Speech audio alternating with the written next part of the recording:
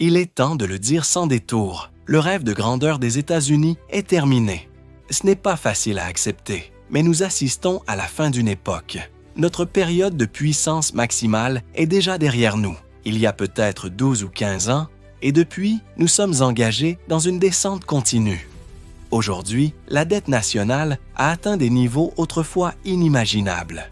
Et ce qui est inquiétant, ce n'est pas seulement le montant, mais ce qu'il signifie. Si les pays qui jusqu'à présent finançaient nos déficits décident de ne plus le faire, comment allons-nous rester à flot? Pendant longtemps, travailler dans la fonction publique offrait de la stabilité. Certes, on y gagnait moins que dans le secteur privé, mais cela s'équilibrait grâce à la sécurité de l'emploi. Cette stabilité est elle aussi en train de s'effondrer. Des figures comme Trump ou Musk ne détruisent pas uniquement des emplois, elles sapent la promesse de stabilité qu'offrait autrefois l'État. Quand des milliers de fonctionnaires perdent leur emploi, ce qui est déjà le cas, ou vivent dans la peur constante d'être les prochains, ils finissent par se tourner vers le secteur privé. Où d'autres pourraient-ils aller? Et ce transfert massif dégrade les conditions de travail dans le privé, car il y a soudainement beaucoup plus de concurrence désespérée pour les mêmes postes. Un salarié licencié après 10 ans de service ne perd pas seulement son revenu, il perd sa trajectoire professionnelle, ses perspectives d'avenir. Dans cette situation, il accepte de travailler pour moins. Il est stressé, inquiet, sous pression. Il proposera ses services pour un salaire inférieur à celui déjà payé, juste pour survivre. Ce système qu'on appelait jadis « économie de ruissellement », favoriser les riches pour qu'une partie de la richesse atteigne les autres, ne fonctionne plus. Il a peut-être eu un sens à une certaine époque, mais aujourd'hui, ce n'est plus qu'un prétexte creux. Et c'est cela que nous devons véritablement comprendre. Ce modèle est mort. L'Empire américain a pris fin. Nous avons déjà atteint notre sommet. Ce qui nous attend maintenant, c'est le déclin, l'incertitude et la réorganisation. Et ce qui est le plus difficile, c'est de l'accepter. Je suis américain, je comprends ce que ça fait de regarder en arrière et de voir un siècle de montée, de progrès, de croissance et de devoir admettre que cette phase est terminée. Mais c'est toujours comme ça, tous les empires s'effondrent. Nous ne faisons pas exception. Regardez le Royaume-Uni, regardez à quel point il est tombé. Nous vivons la même transformation. Oui, des emplois continuent d'être créés, mais plus chez nous. Ils sont désormais créés en Chine, en Inde, au Brésil, dans des pays qui, aujourd'hui, nous concurrencent là où nous dominions autrefois seuls. Ce n'est pas une réorganisation saine, c'est un effondrement dicté par la panique. Tu aimes comprendre comment l'argent circule dans le monde. Abonne-toi pour ne rien manquer. Notre économie ne repose plus sur des bases solides, mais sur une montagne de dettes. Dette des entreprises, la plus élevée de notre histoire. Dette des ménages, un record absolu. Dette publique, elle dépasse aujourd'hui de plusieurs milliers de milliards de dollars notre production annuelle. Ce n'était pas le cas au 20e siècle, mais c'est désormais la réalité. Ce que vous voyez, c'est un pays en crise, prenant des décisions de plus en plus radicales, de plus en plus incohérentes. La politique de la peur et de la panique.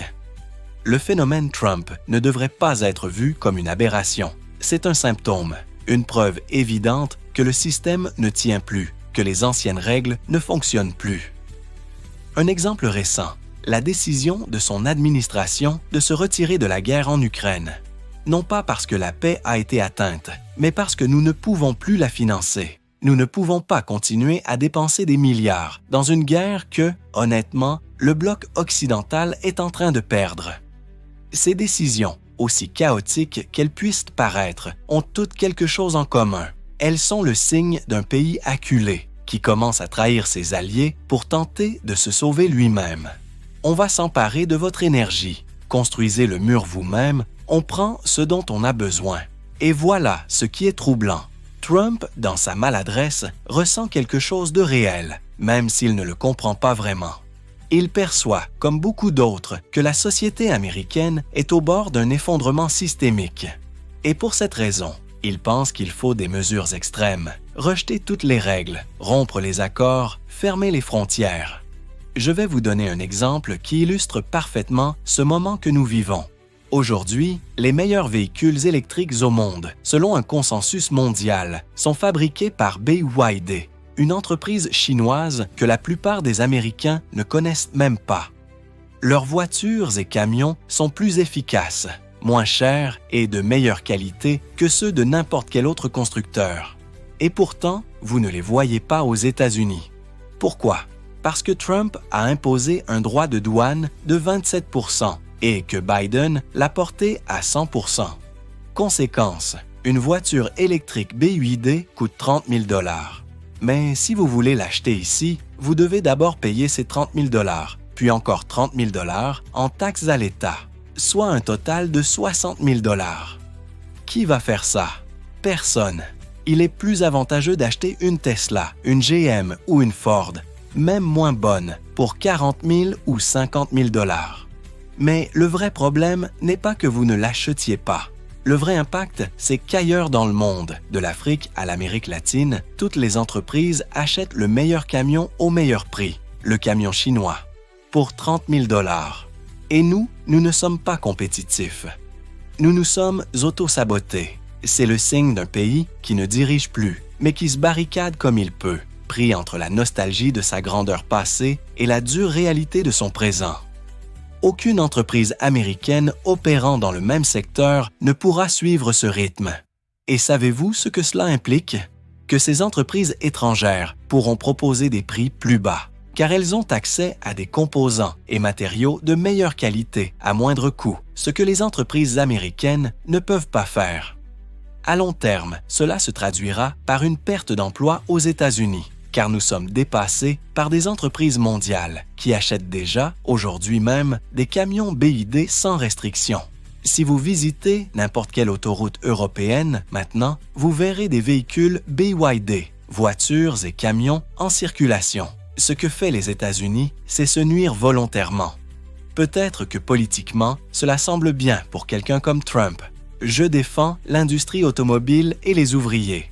Il ira au cœur de la ceinture industrielle et dira « Nous protégeons nos emplois ». Mais ce qui se passe réellement, c'est que la capacité du pays à se maintenir globalement est affaiblie à un moment où son influence n'est plus ce qu'elle était. Si nous regroupons les États-Unis avec les pays de l'ancien bloc dominant, le G7, je vais les nommer pour plus de clarté: Canada, Japon, Allemagne, France, Italie et Royaume-Uni. Et additionnons tout ce qu'ils produisent, leur PIB combiné. Ils représentent environ 28% de l'économie mondiale. Maintenant, faisons de même avec la Chine et ses alliés stratégiques, les BRICS. Lorsque vous additionnez leurs économies, elles atteignent 35% du PIB mondial. Nous ne dirigeons plus le bloc économique le plus puissant. Nous sommes maintenant les deuxièmes, et cela change complètement les règles du jeu. Les pays d'Asie, d'Afrique et d'Amérique latine ne se précipitent plus vers Washington ou Londres pour signer des accords, demander du crédit ou chercher des investissements en infrastructures. Maintenant, ils frappent aux portes de Pékin, São Paulo ou New Delhi et demandent « Pouvez-vous nous offrir quelque chose de mieux ?» Et la réponse est souvent oui. Ils obtiennent des accords plus favorables et choisissent cette voie. Et cette tendance ne va pas s'inverser. Vous pouvez déployer des flottes militaires en Asie. Vous pouvez montrer votre force, mais cela ne changera pas les chiffres. C'est une nouvelle réalité et nous devons y faire face. Mais le leadership politique actuel refuse de le faire parce que personne ne veut être celui qui annonce la mauvaise nouvelle. Le modèle ancien est terminé et nous devons chercher un chemin différent. Et oui, nous avons encore des ressources, du talent, des infrastructures. Mais il faut reconnaître que le scénario a changé. Le problème est que nous agissons toujours comme si rien ne s'était passé. Nous vivons dans une économie mondiale interconnectée, plus que jamais. Même le langage a évolué. Tout le monde connaît maintenant le terme « chaîne d'approvisionnement ». Avant, cela n'était même pas mentionné. Mais maintenant, lorsque quelqu'un parle de la chaîne d'approvisionnement, nous savons que le café du matin ne vient pas du Nebraska et que le sucre vient probablement d'Amérique latine. Alors, si vous augmentez les tarifs douaniers, le café au lait peut vous coûter 30 $. Comment gérez-vous cela dans un pays où il y a déjà une crise profonde d'inégalité? Les mesures maintenant qui semblent patriotiques, comme imposer des tarifs douaniers ou protéger les industries à tout prix, peuvent venir sembler héroïques. Elles font un bon discours politique, voire une annonce de campagne. Mais en pratique, elles ne fonctionnent pas. Je ne veux pas être impoli, mais il faut le dire. Trump ne comprend pas les bases de l'économie. Ce qu'il propose ne tiendrait même pas 3 semaines dans un cours d'introduction à l'économie. Par exemple, les tarifs douaniers. Il insiste sur le fait qu'il punit la Chine avec eux. Mais en réalité, ce sont les consommateurs américains qui paient ces tarifs, et c'est simplement un impôt sous un autre nom. Et il va directement dans la poche de la population, pas dans celle de la Chine. Comment est-il possible que le même parti qui s'est historiquement opposé aux impôts célèbres maintenant des politiques qui sont littéralement des impôts déguisés? Quelque chose a changé dans le discours, c'est certain. Trump pense qu'il peut nuire économiquement aux autres pays avec ses tarifs. Mais ceux qui finissent par payer plus, c'est nous. Ils dépendent bien plus de nous que nous ne dépendons d'eux. Notre économie est nettement plus grande que la leur. Donc, oui, nous avons la capacité d'exercer une pression. Et il le sait, ce n'est pas un naïf, c'est un politicien avisé, conscient que nombre de ses décisions provoqueront des tensions internes dans le pays, entre les secteurs qui en pâtiront et ceux qui ne seront pas touchés. Les interventions extérieures ont toujours eu cet effet étrange. Elles nous offrent un prétexte pour renforcer notre identité nationale en opposant un « eux » extérieur, en nourrissant un sentiment de supériorité, même si cette narration repose davantage sur des perceptions que sur des faits réels. Sur le plan économique, les règles du jeu ont changé. La Chine, si elle n'a pas déjà dépassé les États-Unis comme puissance économique, le fera très bientôt. Et nous ne parlons pas de décennies, mais de quelques années, peut-être même avant la fin de cette décennie. Aujourd'hui, elle est donc à notre niveau sur le plan économique. Mais n'oublie pas, elle est en pleine ascension, alors que nous sommes sur une pente descendante. Peut-être sommes-nous à égalité pour le moment, mais nos trajectoires vont dans des directions opposées. Et la conséquence politique suit logiquement. Lorsqu'un pays devient le centre de gravité économique, lorsque les nations préfèrent aller négocier à Shanghai plutôt qu'à Washington ou à Londres parce qu'elles y obtiennent de meilleures conditions, alors le pouvoir commence à se déplacer. C'est pour cette raison que, si l'on regarde les projets d'infrastructure les plus ambitieux en Afrique, les plus grands ports, les nouvelles zones industrielles, on voit qu'ils sont financés et construits par la Chine. Les nouveaux réseaux ferroviaires qui traversent une grande partie de l'Amérique du Sud sont eux aussi réalisés sous direction chinoise. L'exemple du canal de Panama est révélateur. Les États-Unis en sont les premiers utilisateurs, c'est vrai, mais la Chine en est désormais le deuxième utilisateur et elle a construit toute une série d'infrastructures pour gérer sa logistique maritime. Une fois que l'on commence à y prêter attention, on se rend compte que leur présence s'étend à travers le monde entier. En revanche, cette dynamique ne se reflète pas dans le domaine militaire. Là, la situation est tout autre. Le peuple américain devrait essayer de comprendre cela à l'échelle mondiale, même s'il n'est pas forcément d'accord avec cette vision. Actuellement, les États-Unis maintiennent environ 750 bases militaires à l'étranger. La Chine, en comparaison, n'en possède pratiquement aucune de cette envergure. Les États-Unis sont la seule nation disposant d'une présence militaire véritablement mondiale. Sur ce plan, nous sommes totalement seuls. Nous sommes aujourd'hui à un moment décisif. Si nous poursuivons dans cette direction, la Chine, même si elle considère ses actions comme défensives, ce qui importe peu, finira par renforcer son arsenal militaire, car ce sera pour elle la seule façon de garantir sa sécurité. Ce n'est pas une question d'adhésion ou de rejet de leur position. Ce n'est pas le sujet. Il existe une autre voie, celle du dialogue. Reconnaître que nous partageons la même planète et poser la question: pouvons-nous parvenir à un accord mutuel? Pouvons-nous nous accorder suffisamment d'espace pour exister sans confrontation directe? Parce que si nous poursuivons sur la voie de l'affrontement, où cela nous mènera-t-il? À des dépenses gigantesques dans des conflits et à un risque réel de guerre nucléaire qui anéantirait tout en quelques instants. C'est une impasse. Pourquoi ne pas tenter l'autre option? Elle offre plus de chances d'aboutir. Les États-Unis sont aujourd'hui dans cette phase critique que traversent tous les empires au moment de leur déclin. Cela est arrivé à tous les empires de l'histoire. On aimerait croire que nous serons l'exception, que notre hégémonie durera toujours. Mais celui qui affirme cela doit en apporter la preuve, et ce, face aux leçons implacables de l'histoire. Et même si l'on focalise souvent l'attention sur la figure du président, ce n'est pas là l'essentiel. Ce qui compte vraiment, c'est que, en matière de relations avec la Chine, Trump et Biden ont adopté des positions quasiment identiques. Tous deux restent enfermés dans le même schéma stratégique. Le fameux pivot vers l'Asie a d'ailleurs été formulé en ces termes par le président Obama lui-même, et chaque administration depuis l'a repris à son compte, sans dévier de la ligne. Le secrétaire à la Défense actuel affirme même qu'il faut réallouer nos ressources afin de nous concentrer sur ce qu'il considère comme la véritable menace stratégique. Tu verras ce discours se répéter de plus en plus dans la bouche des responsables de l'administration Trump, au fur et à mesure qu'ils se retireront du conflit ukrainien, considéré par beaucoup comme une cause perdue. Les États-Unis ont investi tout leur capital militaire et politique dans cette guerre, et il ne faut pas oublier comment tout cela a commencé. Nous n'avons jamais envisagé de leur fournir des chars Abrams. Nous n'allions pas non plus leur donner des avions F-16, ni des avions de haute technologie, ni des missiles à longue portée. Tout ce que nous avions assuré, même le président Biden, que nous ne fournirions pas, nous l'avons finalement livré. Nous l'avons fait parce qu'ils perdaient la guerre. Ils avaient constamment besoin de plus d'aide.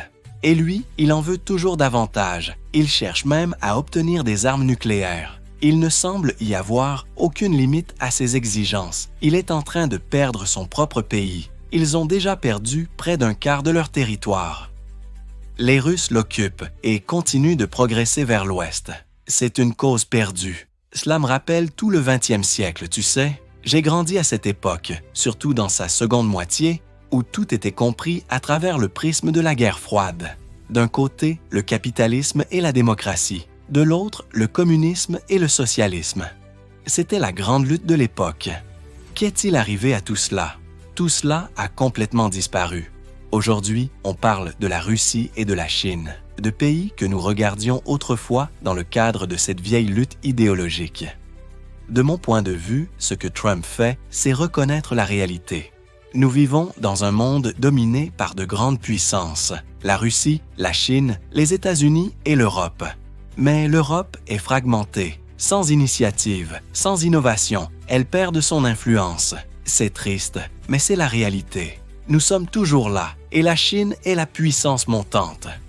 Nous devons garder une perspective claire. Les États-Unis représentent entre 4% et 12% de la population mondiale, alors que la Chine et les pays BRICS totalisent plus de la moitié, environ 50 à 60%. La différence est énorme. Ils savent qu'il y a 3 scénarios possibles pour l'Ukraine. Premièrement, un conflit nucléaire avec la Russie. Je dois rappeler à tous, en particulier aux Américains qui ne veulent pas chez moi, qui ne veulent pas l'affronter, que la majorité du monde croit, et je partage aussi cette opinion, que la Russie possède le plus grand arsenal nucléaire du monde, plus grand même que celui de la Chine et des États-Unis. Deuxièmement, une guerre conventionnelle. Cela impliquerait le déploiement de centaines de milliers de soldats américains sur le terrain, combattant contre les forces russes. Historiquement, cette expérience n'est pas encourageante. Napoléon a envahi la Russie et a échoué. Hitler a fait de même et a aussi échoué. Voulons-nous répéter cette histoire? Biden a toujours insisté. Il n'y aura pas de troupes au sol, pas de soldats sur le terrain. Et je lui reconnais cette position, car envoyer des troupes serait un désastre difficile à contrôler. La seule autre option serait de se retirer. Trump a dit « Je suis d'accord. Je me retire. » Il l'a fait. Biden n'a pas pu, parce qu'il était trop engagé. Beaucoup ont du mal à comprendre, mais il nous a fallu des années pour nous retirer d'Afghanistan. Et à la fin, nous avons perdu cette guerre. Je sais que c'est difficile pour les Américains. Nous sommes entrés en guerre contre les talibans. Et qui contrôle le pays maintenant? Les talibans. Nous avons perdu. Nous sommes allés au Vietnam pour combattre le Nord communiste. Le pays était divisé en deux, dirigé par le Parti communiste du Nord-Vietnam.